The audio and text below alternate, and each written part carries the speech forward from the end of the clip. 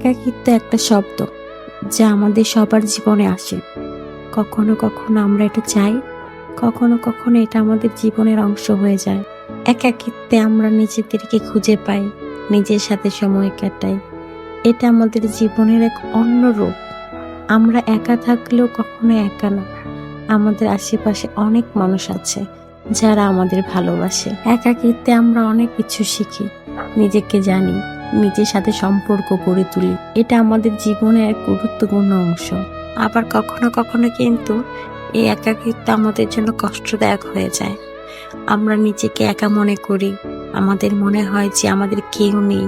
এই সময়ে আমাদের সাহায্য লাগে, আমাদের কাউকে দরকার হয় যার সাথে আমরা কথা বলতে পারি। তাই একাকিত্বকে ভয় পাবেন না, একাকিত্বকে গ্রহণ করুন, নিজেকে জানুন, নিজের সাথে সময় কাটান, অর্থাৎ নিজেকে ভালোবাসুন।